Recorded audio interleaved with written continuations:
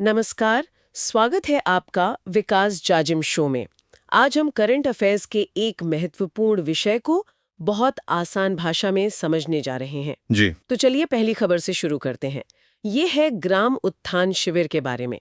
शीर्षक है ग्राम उत्थान शिविर, ग्रामीण विकास हेतु महत्वपूर्ण पहल। जी हाँ, ये एक बहुत ही जमीनी स्तर की पहल है। इसका लक्ष्य क्या है? इसका लक्ष्य है राज्य के 2839 गिरदावर सर्कलों पर ग्राम उत्थान शिविरों का आयोजन। 2839? ये तो बहुत बड़े पैमाने पर है। बिल्कुल। और इसका जो मार्गदर्शक मंत्र है वो प्रधानमंत्री के ज्ञान मंत्र पर आधारित है। GYAN, इसका क्या मतलब है? इसमें जी से गरीब, वाई से युवा, ए से अन्नदाता एवं एन से नारी शक्ति। अच्छा, तो गरीब, युवा, अन्नदाता और नारी शक्ति पर फोकस रहेगा। जी। अब बात करें शिविर कार्यक्रम की, तो इसका प्रथम चरण 23 जनवरी, जो कि बसंत पंचमी है, फिर 24, 25 एवं 31 जनवरी को होगा। और दूसरा चरण? द्वितीय चरण 1 फरवरी एवं 5 से 9 फरवरी 2026 को होगा। ठीक है। और इन शिविरों के प्रमुख लाभ क्या होंगे?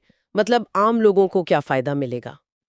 देखिए, सबसे बड़ा फायदा है कि 12 विभागों की योजनाओं का एक ही स्थान पर लाभ मिलेगा। 12 विभाग एक साथ? हाँ, जैसे तारबंदी, पाइपलाइन, सौर पंप संयंत्र, सॉइल हेल्थ कार्ड, बीज मिनीकिट, ये सब कुछ एक ही जगह। प्रधानमंत्री आवास योजना भी इसमें शामिल है? जी, प्रधानमंत्री आवास योजना ग्रामीण का लाभ भी यही मिलेगा। और पंजीकरण के बारे में भी कुछ बताया गया है? हाँ, पंजीकरण भी कई योजनाओं का होगा, जैसे मुख्यमंत्री मंगला पशु बीमा योजना और प्रधानमंत्री सूर्य घर मुफ्त बिजली योजना। अच्छा। और साथ ही किसान क्रेडिट कार्ड के लिए भी पंजीकरण किया जा सकेगा। तो ये एक तरह से वन स्टॉप सोल्यूशन है सही। गांव के लोगों के लिए। बिल्कुल सही। अब हम अगली खबर पर आते हैं। जी। ये जुड़ी है राजस्थान ऊर्जा संरक्षण पुरस्कार 2026 से। हाँ, इसका आयोजन 20 जनवरी 2026 को जयपुर में हुआ था। और इसमें सम्मान किसे मिला? इसमें ऊर्जा संरक्षण में उत्कृष्ट योगदान हेतु 73 विजेताओं को सम्मानित किया गया। 73 विजेता? तो इसमें कौन कौन सी श्रेणियां थीं? श्रेणियां कई थीं, जैसे कि उद्योग, ठीक है। व्यक्तिगत भवन। व्यक्तिगत भवन भी? जी। फिर नगरीय निकाय भवन, सरकारी विभाग कार्यालय और एक व्यक्तिगत श्रेणी भी थी। ये बहुत दिलचस्प है। इसमें कोई विशेष उपलब्धि का भी जिक्र है? हाँ, एक विशेष उपलब्धि है। सरकारी विभाग वर्ग में जिला कलेक्टर श्रेणी के अंतर्गत अलवर जिले को प्रथम पुरस्कार मिला। अच्छा, अलवर जिले को? जी। इस बुलेटिन में ऊर्जा से जुड़े कुछ तथ्य भी दिए गए हैं। हाँ, एक बहुत महत्वपूर्ण तथ्य है कि राजस्थान 42 गीगावाट अक्षय ऊर्जा क्षमता के साथ देश का अग्रणी राज्य है। 42 गीगावाट, ये तो बहुत बड़ी क्षमता है। जी, देश में सबसे आगे। और इसी से जुड़े कुछ बड़े लक्ष्य भी हैं। क्या लक्ष्य है? पहला लक्ष्य है वर्ष 2070 तक नेट जीरो उत्सर्जन। और दूसरा? दूसरा है वर्ष 2047 तक विकसित भारत का संकल्प। ठीक है। अब हम अगली खबर पर आते हैं। चलिए। ये शिक्षा से जुड़ी है।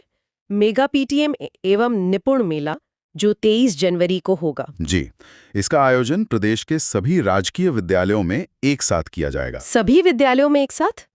तो इसमें सहभागिता का लक्ष्य क्या रखा गया है? इसमें 65 लाख अभिभावकों की भागीदारी का लक्ष्य है। 65 लाख? ये तो बहुत बड़ी संख्या है। हाँ, और जो राज्य स्तरीय कार्यक्रम होगा वो कहाँ होगा? उसमें मुख्यमंत्री श्री भजनलाल शर्मा कॉमर्स कॉलेज जयपुर में सहभागिता करेंगे। अच्छा, और ये निपुण मेला क्या है? निपुण मेला सभी PEO एवं UCEO स्तर के विद्यालयों में आयोजित होगा। और इसमें विद्यार्थियों को कुछ खास लाभ भी मिल रहा है? जी बिल्कुल। 4 लाख बालिकाओं को साइकिल वितरण हेतु DBT से राशि दी जाएगी। 4 लाख बालिकाओं को? और 6 लाख विद्यार्थियों को परिवहन वाउचर भी मिलेगा। बहुत बढ़िया। इसमें एक सांस्कृतिक पक्ष का भी जिक्र है। हाँ, चूंकि ये बसंत पंचमी पर हो रहा है तो सरस्वती वंदना होगी। और विद्यालयों में कृष्ण भोग का आयोजन भी किया जाएगा। ठीक है। अब हम अगली खबर पर आते हैं। जी। ये है व्यापार और उद्योग स्थापना के बारे में। हाँ, ये एक बड़ी उपलब्धि है। क्या है उपलब्धि? व्यापार एवं उद्योग स्थापना प्रक्रिया को सरल बनाने में राजस्थान देश के शीर्ष 5 राज्यों में शामिल हो गया है। टॉप 5 में? जी। इसी को लेकर एक समीक्षा बैठक भी हुई। किसकी अध्यक्षता में? ये मुख्य सचिव श्री V श्रीनिवास की अध्यक्षता में compliance reduction and deregulation phase 2 की समीक्षा बैठक थी। अच्छा, और राज्य में निवेश की क्या स्थिति है? निवेश की स्थिति काफी अच्छी दिख रही है।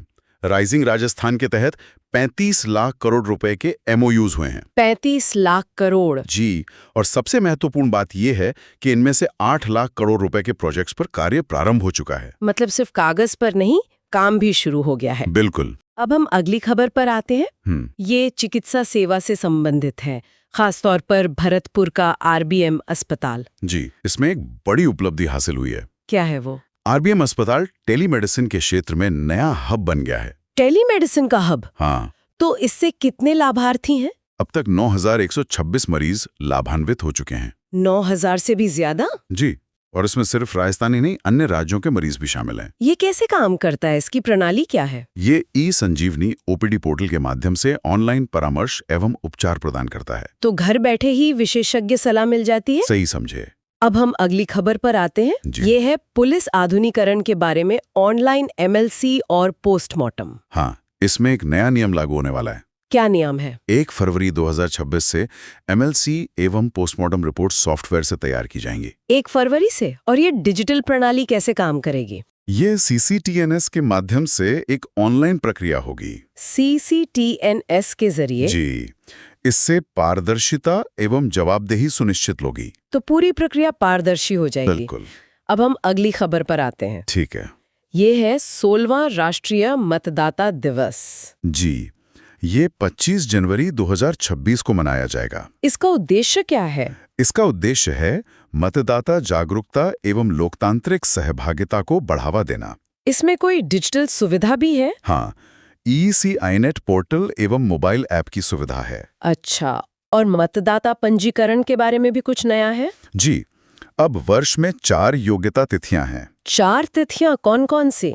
1 जनवरी, 1 अप्रैल, 1 जुलाई और 1 अक्टूबर।